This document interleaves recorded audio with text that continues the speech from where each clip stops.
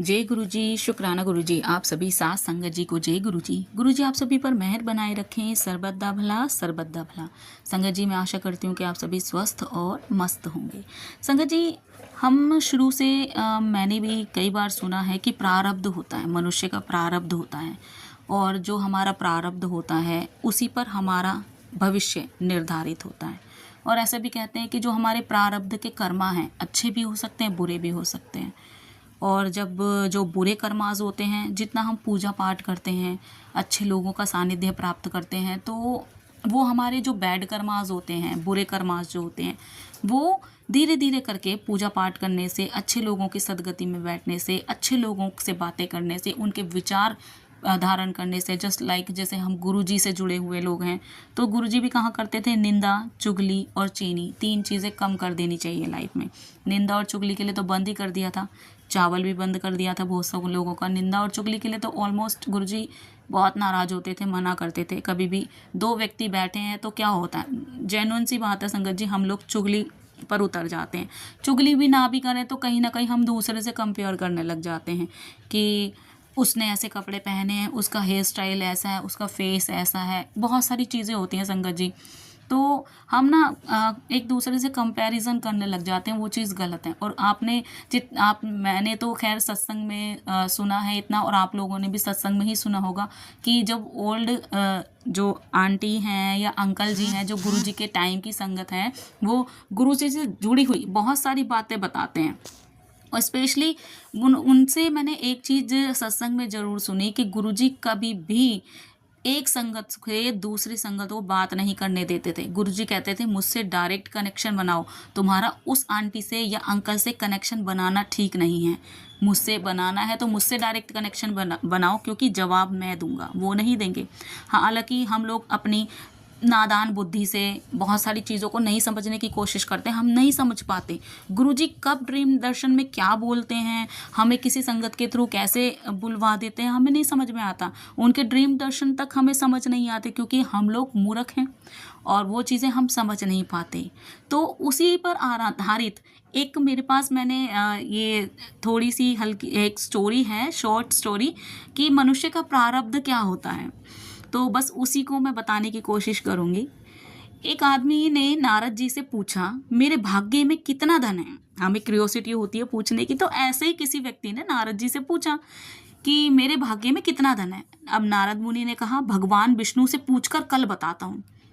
नारद मुनि गए और उन्होंने भगवान विष्णु से बातचीत की और आकर नेक्स्ट डे उस व्यक्ति को बता दिया। नारद मुनि ने कहा 1 रुपया रोज तुम्हारे भाग्य में है। आदमी बहुत खुश रहने लगा, उसकी ज़रूरतें 1 रुपये में पूरी हो जाती थी।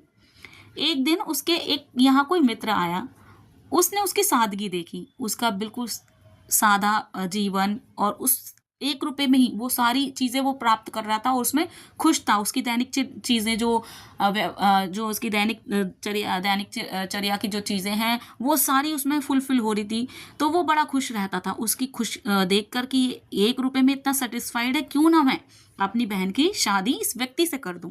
अब वो उससे पूछता है कि प्रभावित हो जाता है अपने दोस्त को देखकर और अपनी बहन की शादी की बात उससे चला देता है।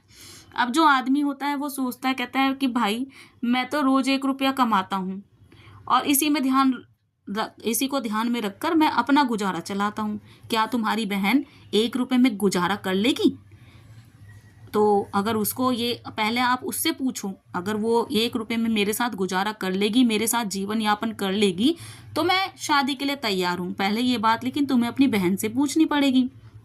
अब अगले ही दिन अब वो अपनी बहन से पूछता है। अगले दिन क्या होता है कि अपनी बहन से बात करता है, बहन उसकी हाँ कर देती है, तो दोनों का विवाह हो जाता है। जब विवाह हो जाता है तो अब क्या होता है संगत जी, उसका प्रारब्ध जो होता है ना, उसके कर्मा के कारण, अब क्योंकि क्या था, अब तक उसके भाग्य में सिर्फ 1 रुपया लिखा था, लेकिन अब क्या हुआ, उसके पत्नी के भाग्य के कारण उसके जीवन में 10 रुपये का मुनाफा हो जाता है। 1 रुपया वो खुद के कर्मों से कमा रहा था और 10 रुपये उसकी पत्नी के कर्म से जुड़ जाते हैं। तो अब उसको उसकी आमदनी जो होने लग जाती है संगत जी, अब वो 11 रुपये की होने लग जाती है। अब जैसे धीरे धीरे 11 रुपये की उसकी कमाई होने लग जाती है, तो एक दिन वो नारद मुनि से पूछने लगता है कि मुनिवर, मेरे भाग्य में तो 1 रुपया ही लिखा था, अब मुझे 11 रुपये क्यों मिल रहे हैं?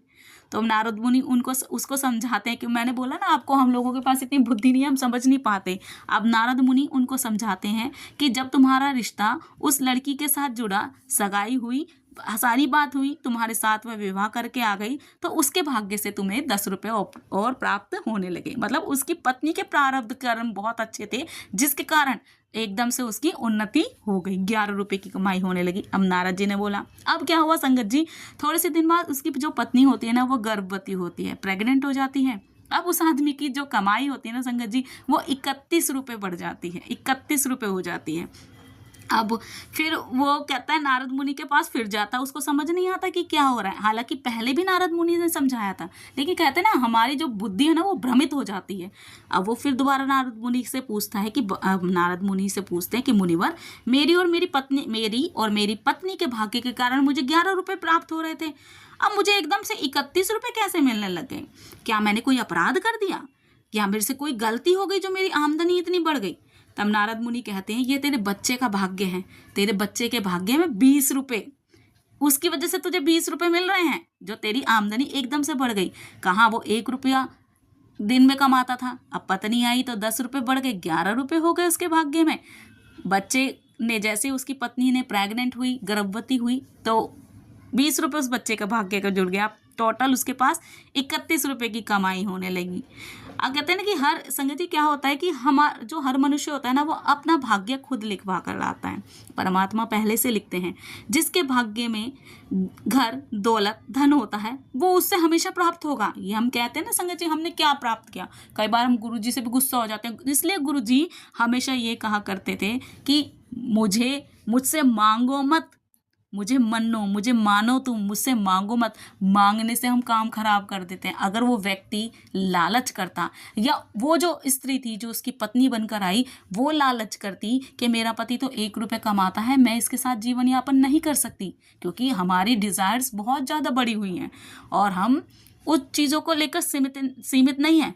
हम जब तक, क्योंकि हमारे अंदर ना संगत जी सेटिस्फेक्शन नहीं है। जब हम सेटिस्फेक्शन हमारे अंदर आ जाएगा, हम सेटिस्फाइड हो जाएंगे ना अपनी लाइफ से, तो हम छोटी सी चीज़ों में ही बहुत बड़ी बड़ी खुशियाँ देखने लग जाएंगे। और कहीं ना कहीं देखा जाए ना संगत जी, गुरुजी से भी हमें यही शिक्षा मिलती है। गुरुजी कहते थे जितनी चादर हो उतनी पैर पसारने चाहिए, और कभी भी गुरुजी से मांगना नहीं चाहिए, उनको मानना चाहिए। उनको मानोगे, उनके ऊपर अपनी जिम्मेदारी सौंप दोगे, तो वो सब कुछ करेंगे, आपका बेड़ा पार कर देंगे।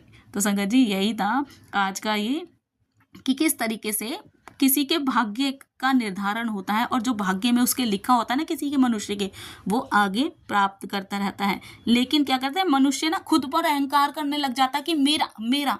अगर वो व्यक्ति अहंकार करता कि नहीं, ये जो 11 रुपये आए हैं वो मेरी मेहनत से आए हैं, जबकि उसकी पत्नी के भाग्य से उसके सैलरी बढ़ी, और इसी तरीके से उसके बच्चे की भाग्य से उसकी और बढ़ गई आमदनी, तो वो व्यक्ति अगर अहंकार करने लग जाता तो शायद वो सब चीज़ें गवा बैठता।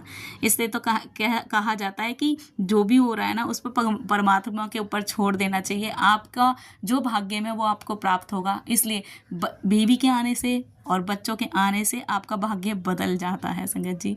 और आज मैं अपनी वाणी को ही विराम दूंगी। ओम नमः शिवाय, शिव जी सदा सहाय। ओम नमः शिवाय, गुरु जी सदा सहाय।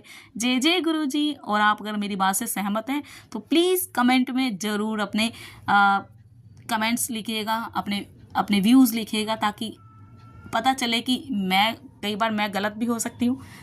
जय गुरु जी, शुक्राना गुरु जी। जय जय गुरु जी।